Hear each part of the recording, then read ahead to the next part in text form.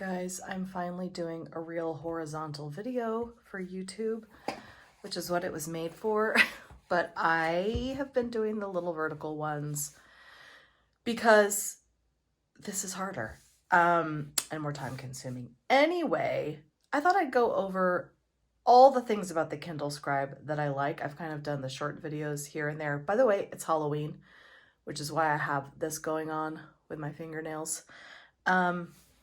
Let's get into it. First of all, the basics.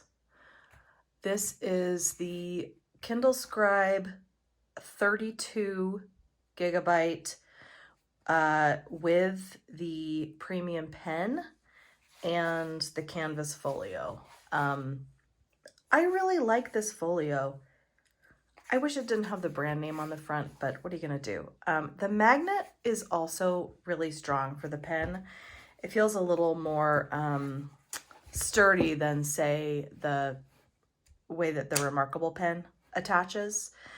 But if I'm gonna put this in my bag and I don't want it all rattling around and the pen coming out, I just put the pen down here and that's even more secure. Okay, so you open the thing up, it has automatic on. The other thing I love about this case is this angle right here. Really nice for reading and writing on the Scribe. This is what a book looks like. This is a Kindle book that I purchased on Amazon. It's a book of essays by Jen Shapland called Thin Skin. It's very good. Anyway, this is your basic reading mode. It's not that different from any other kind of Kindle you have. It's just bigger. And so you can read it in this mode. You can read it the other way if you like to have the bigger part of the bezel on the right. You can read it in landscape mode. However, you have to set it to the orientation that you want. And I like the 2-column when I'm reading that way. So come on. Come on. There we go. This is how I like to read when I'm just doing like reading a book. Of course, the much talked about feature of the Scribe is the ability to make handwritten notes. So let me show you one. Here's one I had made previously. There it is. Handwritten note. And you can also put a text note in the same box. So there you go. There's a text note. There's a handwritten note. This is actually very responsive. I'm just not doing a good job tapping because I'm also looking at the video. So here's how it looks in action. You can use the pen. You can also use your finger to highlight the relevant section. Just like on a regular Kindle, do a note. Here's a handwritten note. This is a handwritten note. You have multiple tools you can use here. All the tools that the pen has are available in the view where you're making a note. So you can pick, if you want pen, fountain pen, marker, pencil, you can pick the thickness here. You can write with a highlighter if you want. Sorry, that's my medical device. Be right back. So I guess if you were writing a really long handwritten note and you wanted to highlight something specific about it, you could do that. There's an eraser here, or you can just use the built-in eraser on the premium pen. Let's put that back. There's the redo, the lasso tool. You know, anything that you can do in a notebook or with the pen is available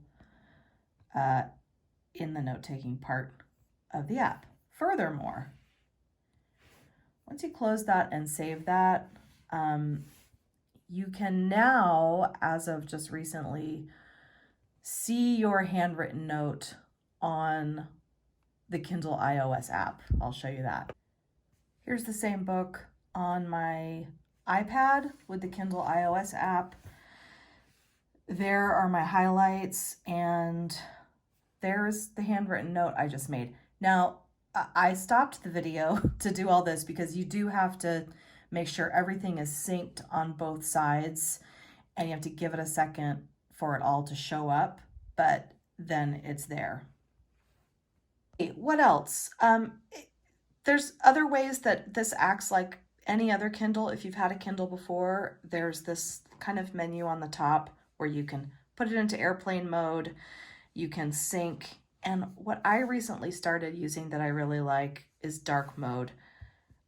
I just like it. I don't know why. Sorry, you do get some glare if you're right under a light and it's really apparent in dark mode, but normally I'm not reading under a light. I just have it on for the video. So, because this has a built-in light. So I really like dark mode. It feels kind of cool to me, and I'm not usually like that into dark mode on other devices, but I really like it here, and I'll show you how good it looks when you're writing in a notebook. What you have on the Scribe that you don't have on other Kindles is in your library view, you've got this extra little tab here, notebooks. So you click on that. I've got mine organized into folders, which is another kind of more updated feature. Let's just go into a notebook, or let's just start a new notebook and create a notebook. Here's, you can pick the templates. I don't love the built-in templates. I typically just go with a blank page. And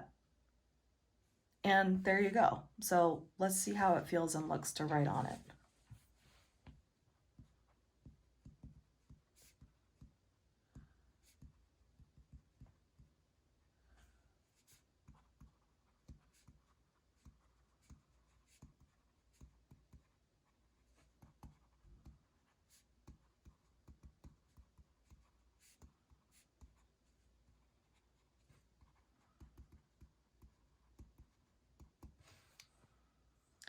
If you've got the premium pen, you have this little button on it, and you can set it to do different things. You can set it to default to being a highlighter, or you can set it to being an eraser.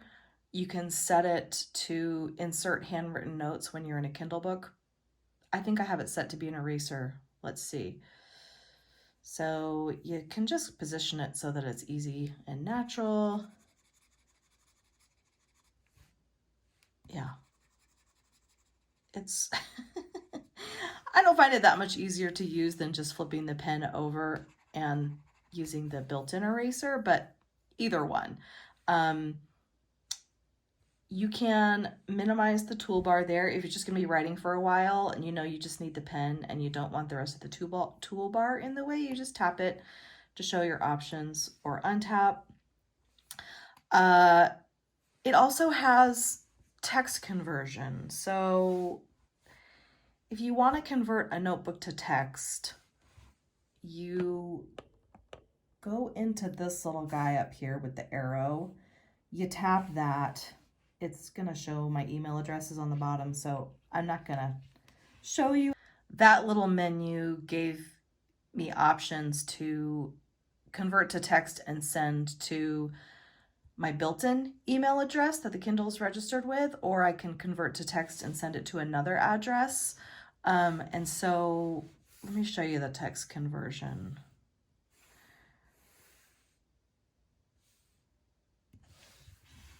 Takes a second. And that was a really short chunk of text. It seems to take about as long for a short chunk versus a long chunk. So this is the Scribe notebook, and I can do all the things I like to do on notebooks. That's almost perfect. It didn't quite catch Scribe, ironically, but if it's not right, you can just tap the sentence and edit it with the keyboard here. And then you would hit the share button.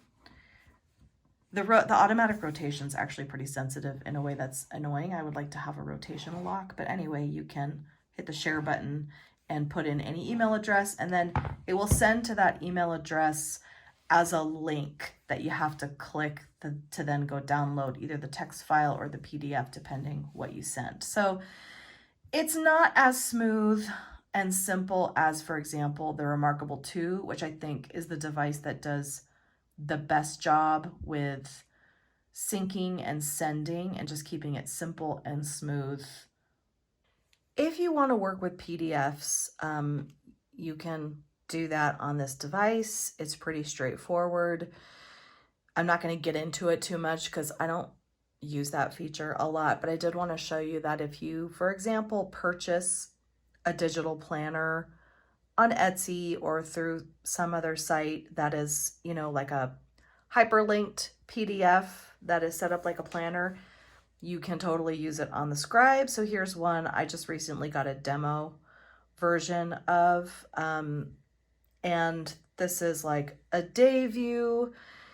You can go to the year.